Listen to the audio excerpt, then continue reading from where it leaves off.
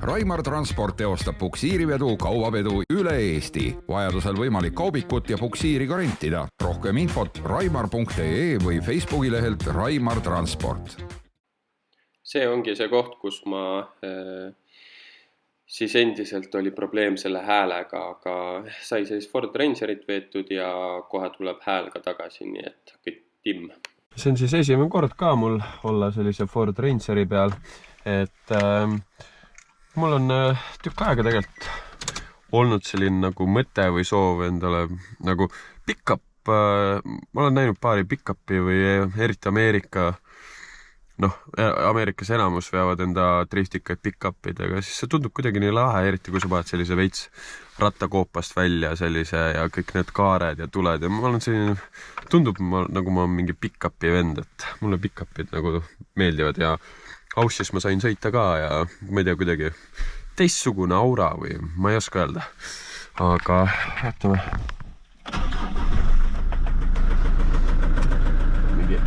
Moto viga on, aga lubati nagu sõita, et siis käsi piduril hästi, aga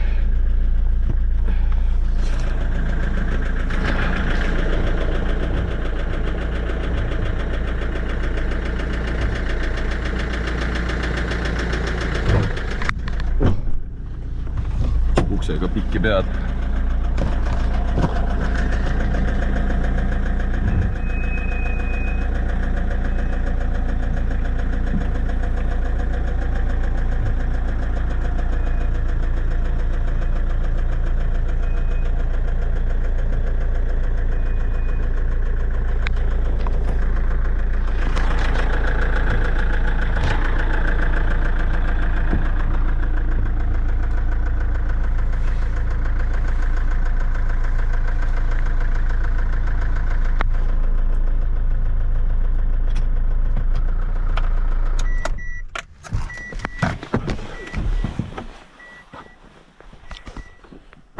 Niimoodi ta siia jääbki.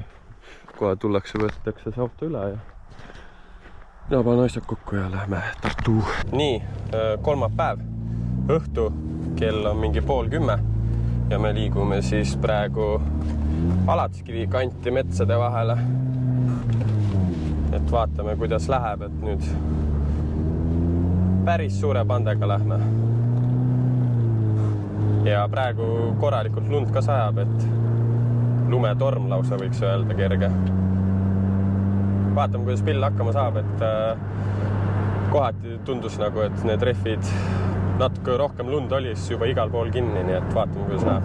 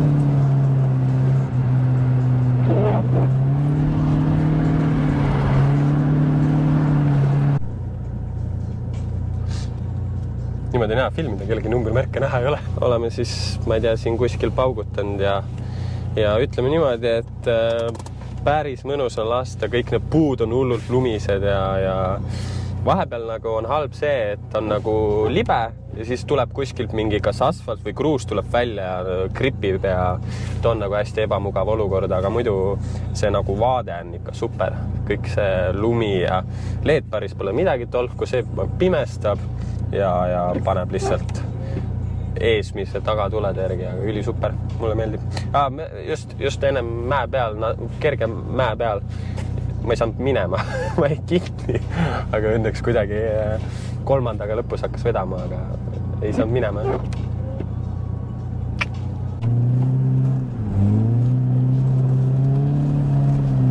Ma arvan, et kui ma selle aasta veel siduriga läbi elan, on ikka väga hästi, aga järgmiseks aastaks on küll uut sidurit vaja, ma arvan. Mul vähemalt tundub.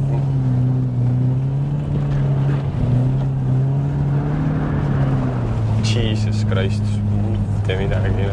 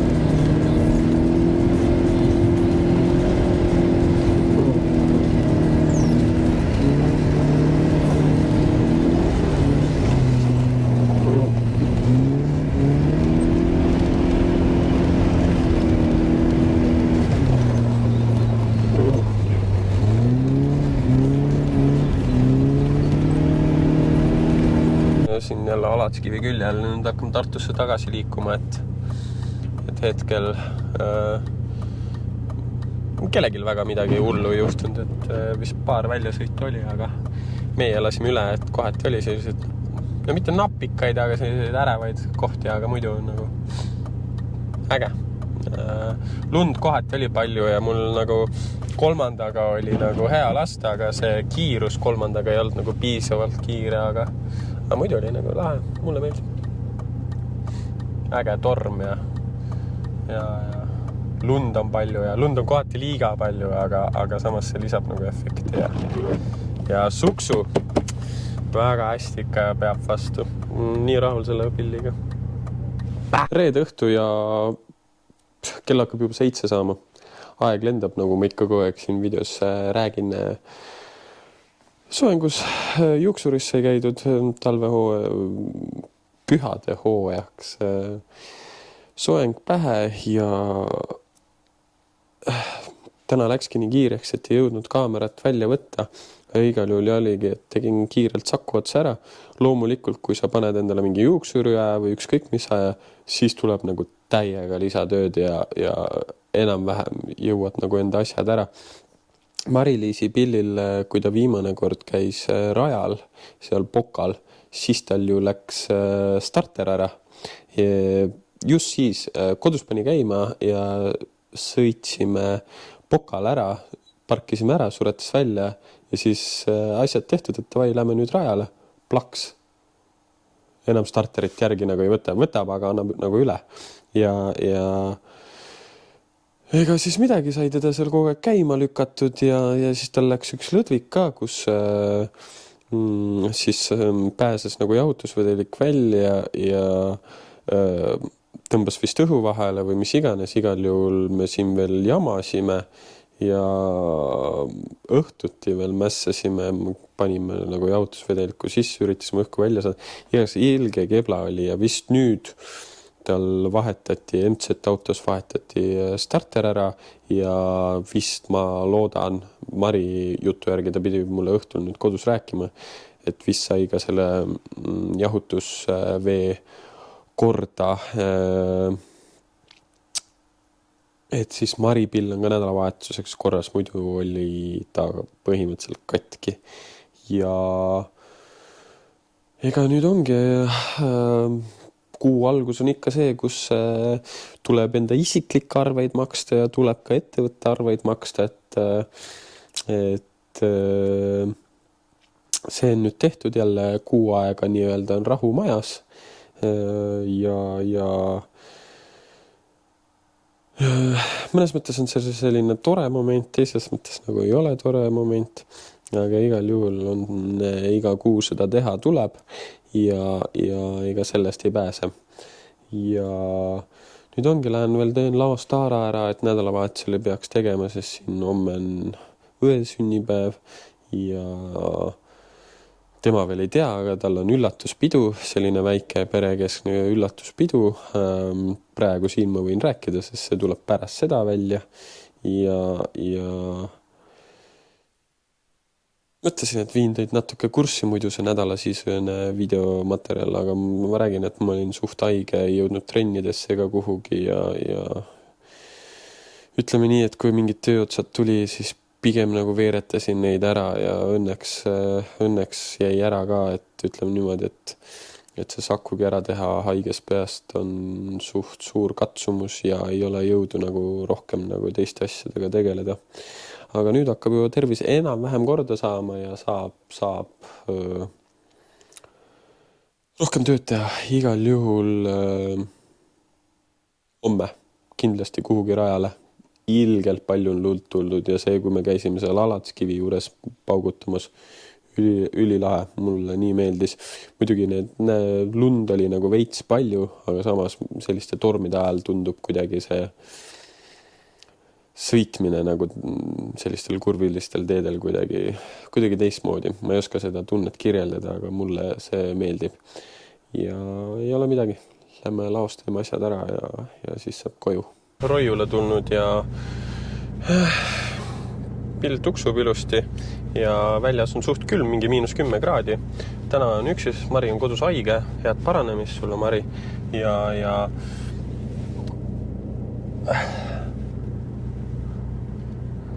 teen siin mõned, nii-öelda hoian kätt soojas, et üritan ikka nädalavahetusel mõlemad päevad.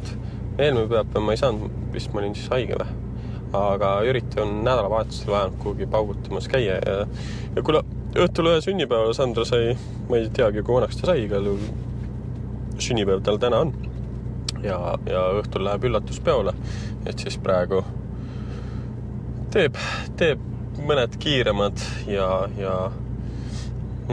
Roiul on hea selles mõttes, et mul ta on ka veits väljas, et siis on natuke grippi, aga ütleme niimoodi, et üksi on ikka suht igav, et ei ole praegu kedagi, kes trihtiks või tahaks tandemit sõita, et siis harjutan lihtsalt üksi ja vaatan, mida võiks nagu parandada ja korrigeerida. Proovin ühe käega filmida.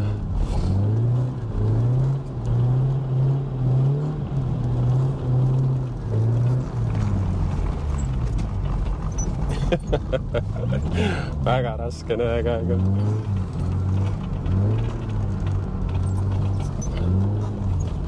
Mida mida kõik ei tee ühe YouTube'i pärast, et ühe käega siin filmid, teise käega. Kaadrid on vaja.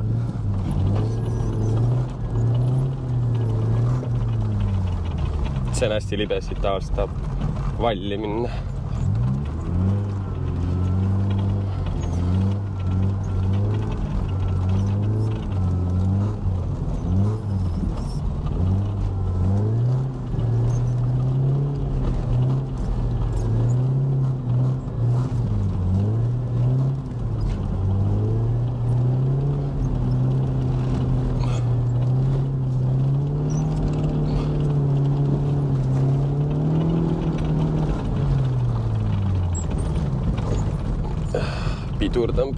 Pidurdan.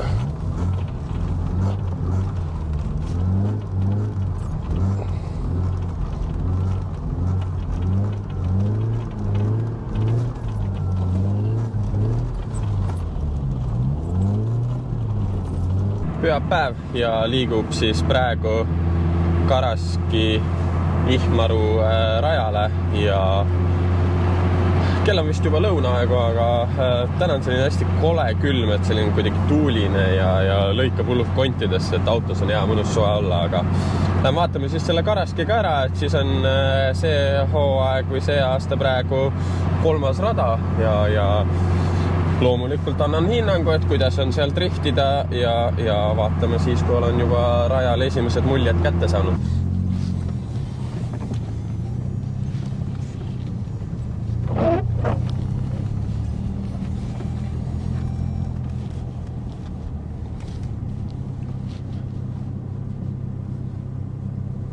Jah, läheb.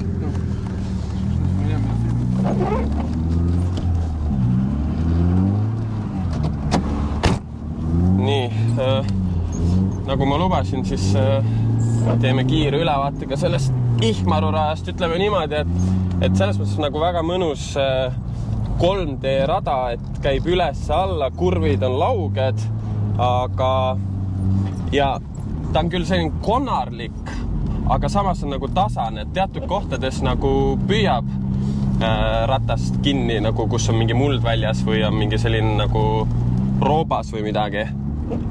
Aga muidu selline jah, suht nagu ei tundu, et ratastele väga valus oleks selline ebatasus. Teatud kohtades on, aga ei ole midagi hullu. Ja enamast, ütleme 99% on katejää, väga üksik koht, kus on mingi mulla väike törts väljas, aga selline suht jah, väga selline looklev maastik, et see on nagu päris mõnus. Ja kurvid on lauged, enamasti inimestel on siin, kellel on head rehvid, on hoog suht suur ja kui sa rajalt välja paned, siis see karistab ikka väga korralikult, et siin ikkagi pilpaid lendab. Ja siis üleüldine rada on selline ratta pöörlemiskiirus on 70-80 minul ja siin on siis selline järsem nagu kurv, kus siis tuleb hoog maha võtta. Et siin mina sõidan praegu enamasti kolmandaga, aeglasemad kurvid teisega, aga mul ei ole taga põhimõtteliselt ühtegi naela ka, nagu te teate, et see on täitsa okei rada, aga mitte algajatele, et see on pigem selline edasijõudnute rada. Et see on päris lauged kurvid, hood on kiired, eksid, siis saad väga haiget ja see on hästi kehv koht, et siit tuleb siis kui sa libised sinna kurvi, siis on nagu rada lõpeb väga järsku ära, et paar kohta on, et siin on ka, et sa ei taha nagu siit rajast välja sõita, et sa muidu saad nagu päris haiget, aga muidu üleüldiselt tibents-tobents, et kannatab sõita küll, kui sa oled juba natukene edasi jõudnud, et algajatele ma ei soovita. Sest ikka ei saa kätt.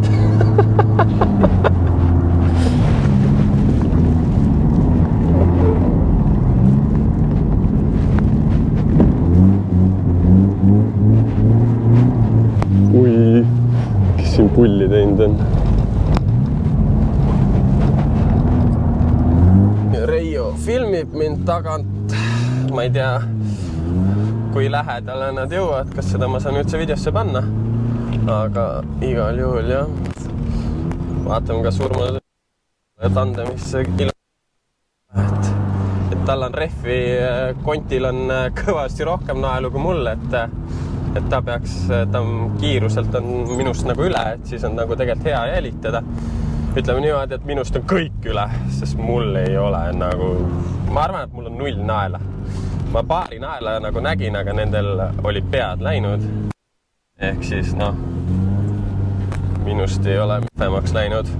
Et palju rohkem on mulda välja tulnud, roopad on tekkinud, et see rada vajab natukene nagu korrastamist ja hooldamist, et keegi peaks minema raja väljast lükkama nagu valle nagu ilusti tagasi. Need vallid on kõik jumala tüma. Aga selles mõttes mõnusad lauged kurvid on 2 aeglasem kitsas kurvi nagu on, aga muidu nagu selles mõttes jah, et see okei. Ei ole kõige parem rada ja parkla võiks ka keegi uuesti üle käia, et see on nagu väga ebakorralik. Oi, seal on suur auk. Et raja ääred vajavad uusi ilusaid valle, sest siin on teatud kohad on nii järsud perved, et valus on sinna sisse minna, et sellepärast ei taha ka väga nagu minna.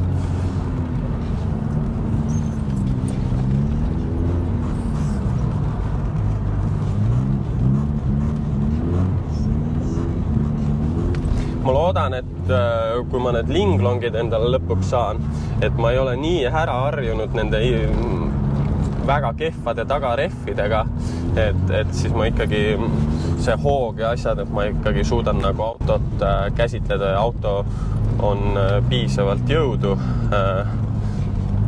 neid suuri naeli või naerrehvi üldse nagu edasi. Sai siis käidud järjekordsel rajal ja mina praegu siis 3 erineval rajal ma olen käinud ja liigitaks need siis niimoodi, et esimene koht saab Roiu, kõik on siis nii-öelda drifti mõttes. Roiu, Poka ja siis see Ihmaru või mis see oligi. Ihmaru 3., muidu Ihmaru rada oli nagu äge, aga 3. läheb ta sellepärast, et parkla oli küllaltki lumine, mitte küll midagi ületamatut, aga ikkagi lumine, puudus WC, ehk siis kui naised tulevad rajale, siis neil on natukene keeruline enda asju seal ajada, sest meestel kerge saavad hange enda häda ära teha, aga naistel on paraku keerulisem ja ikkagi 4 tunni jooksul ikkagi võib juba häda tekkida ja teatud kohtade pealt rada sai nagu väga järsku otsa, et vall oli nagu nii ära lükatud, et see oli nagu ohtlik või hirmus, et sinna sisse kütta ei tahtnud ja ühe koha peal hakkas siis ka rada maru kehvaks minema, et muidu nagu see looklevus ja need mäed ja asjad, et nagu selles mõttes olid seal head mäed, et sa alati sõitsid nagu mäest alla ja siis üles ja siis jälle mäest alla, mäest üles, et see hoog ei läinud nagu maha, et hoog oli nagu päris hea. Aga jah, nende väikeste puuduste pärast läheb praegu 3. Ja kindlasti üritan veel radadel käia ja anda tagasisidet, aga jah, praegu Roiu võidab sellepärast, et sellised mõnusad tehnilised kurvid, üks kiirem koht ka ja rajal on kuidas öelda, natuke mulda nagu väljas või ei ole nagu 100% jää, seega nagu gripp on nagu päris hea ja nagu drifti mõttes on nagu eriti head kurvid, et saab nagu üksteisele suht külje alla minna. Et selle tõttu praegu selline edetabel.